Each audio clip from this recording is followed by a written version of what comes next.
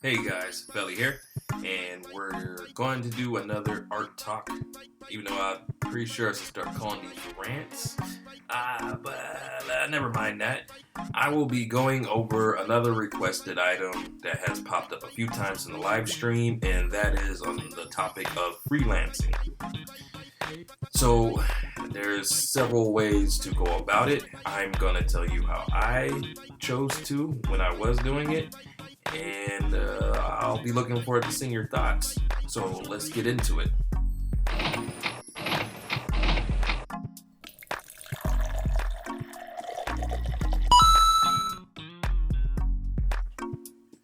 So first things first, freelancing, commission, whatever you want to call it, you have to start at the beginning. And everyone has been at the same point when it comes to artists where, you don't know how to go about it, especially if you haven't been to school or no one's helped you or mentored you. How much do you charge? Where do you find the gigs? How do you get them? How do you respond? These are all common questions. For me, I didn't really have help. A lot of it was fumbling and stumbling along the way. But this is how I went about it. The first thing that I went to have was a place to showcase my art. Some people use DeviantArt, Instagram, and all that, and there's all the other options of using websites. If you not tech savvy or don't know how to really work with that, there are options that are pretty simple. Click and drag and drop, and you get so much with that until you have to pay for more. If you don't want to do that, then yes, the other ones mentioned before are okay, but you just gotta remember to some clients, where your art is kind of a status symbol, even though it shouldn't be. The work should speak for itself, but there's plenty of options. There's ArtStation, and there's other sites like that, or there's sites that where you can look for the jobs themselves, where you can host your work on there. So you kind of need to pick a place that's best suited to showcase your work, that you can start using when you find ads or gigs and you can send out to them. So first thing is find a place for your work.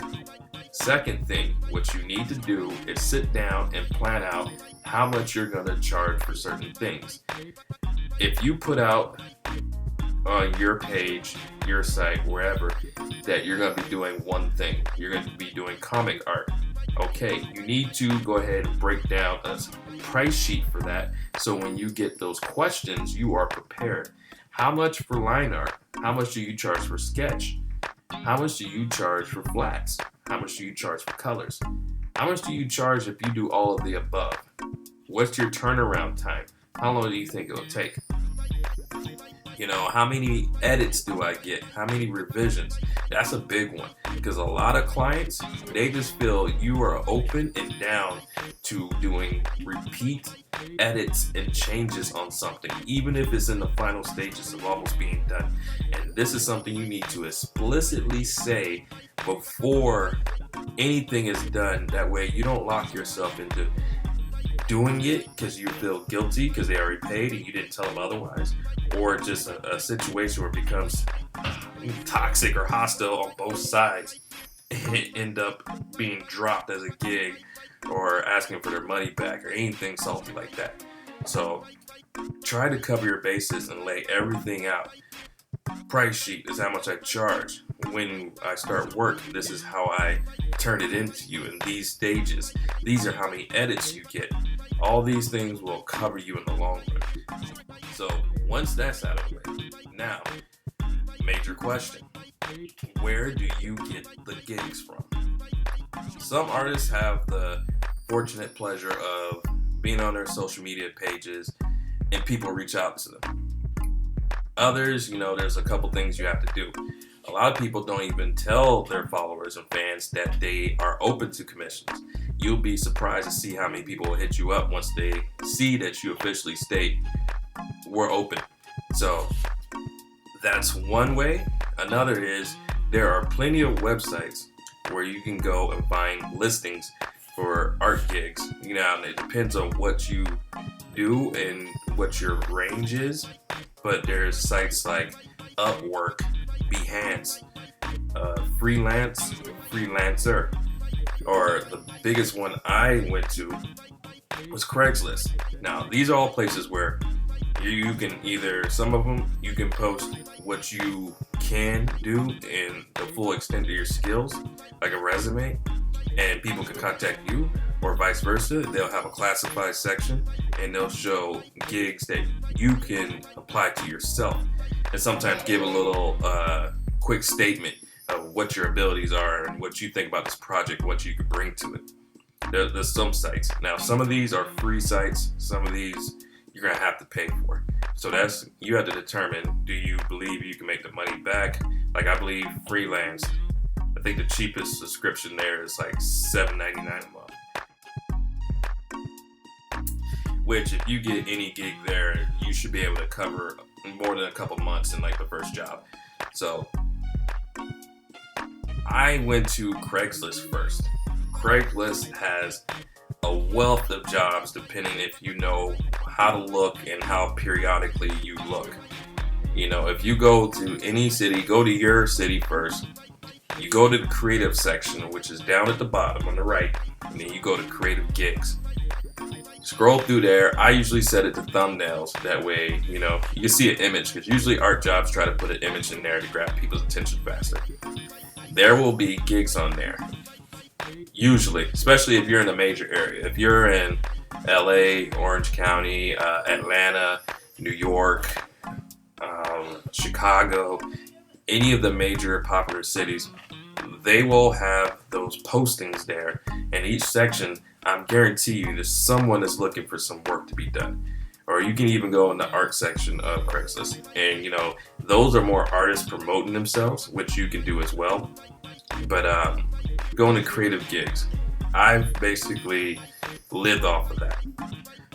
So once you start finding gigs, you need to start applying to them. And this is where you gotta start teaching yourself how to conduct yourself in a professional manner. I see a lot of people kind of treat it like they're still talking to friends, homies, or if someone says something, you know, that's not really, I don't want to say rude, but more ignorant. Because a lot of clients don't know. They don't understand the terms or phrases that go behind art. You may get someone that says they want cell shade, but they have a wrong definition of what that is. Then you complete the piece and like, that's not what I asked for. I asked for cell shade. Then they show you an example. You're like, well, no, that's airbrush. And, you know, it's one of those things you need to kind of try to be clear as possible when talking to a client, especially if you can tell they're someone that just randomly wanted to get something done and have no idea what they're talking about. You will run into clients that will ask you. Usually they'll try to ask you, how much do you charge for this? How long do you think it will take? What do you think about adding this, that, and that? Can you do this? These are like the standard questions you're going to get, especially from people that don't commission on a regular basis. That's just how it goes. Because a lot of these sites you'll see, it may be like children's books, comics, logos, mascots, and like there's a lot of work for that type of stuff. Then there's deeper stuff, game art, concept design, storyboards. All these are within the realm of what you will find freelancing most of the time.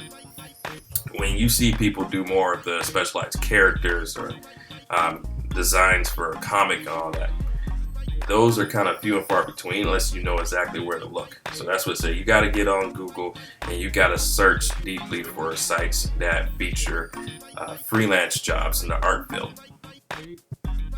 Now, the biggest thing I could tell you, and I already mentioned it earlier, you got to protect yourself and word things out that doesn't come back to bite you in the ass. I have had this happen. First things first.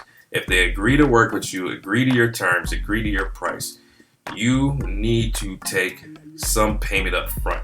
You can let the client know, you know, the way I work, I either take half of the payment up front or all of the payment.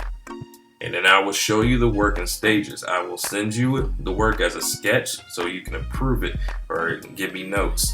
I will send it when it's inked so you can approve it or give me notes. Then after that, I will go and move to the colors. I will confirm the color scheme you want unless it's already a character that has the established colors. That way you're keeping them in the loop and reducing the amount of you just drew the whole thing and finished it, and now they're like, well, that's not exactly what I asked for, that's not what I wanted, and you kind of drew it wrong here and there. You have to try to eliminate opportunities for those type of situations to come bite you in the ass. So you, one, make sure you know exactly what they want. Tell them if you have reference images, please send them. Detailed descriptions, please send them. It's better if they overload you with information instead of leave you to guess. So that also goes in the same hand, because you'll get some people like, oh, I want a superhero. Okay, what kind of superhero?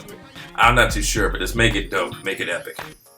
And then that's just leave it completely up to you, and that's a world of confusion, because you can draw a million different things and not be close to what they like. Gotta get them to narrow it down. So after you get them to explain everything they want, then you have to come to conclusion. Is this still something you want to do? It may be within your realm, it may be outside of it. Because you gotta remember, don't accept the money if you're not gonna go through with doing that job. Or if it's gonna be too hard for you to do. You know, they can want you to draw a cityscape, you know, from bird's eye view, just looking down on a massive like New York skyline, and that's not really your thing. You have troubles with backgrounds and all that. You don't want to put yourself in a situation that's just going to be horrendous for you and not even be worth the money. Because I see a lot of artists come in to be commissioning and charge super low because they don't feel right charging high. They don't know what their value is and haven't set a price, so they're just guessing, and it's usually something low for like $5 and $10. I've seen like dope artists charge $25 for super detailed pieces, and it's like, okay, if that works for you, that's cool, but you know, I feel you should charge more. Charge what you're worth, what your time's worth, for the equipment you're using, the time you're using. You know, all these things count and matter. So let's recap. Place to put your art. A place to find gigs, search out gigs, and apply to gigs.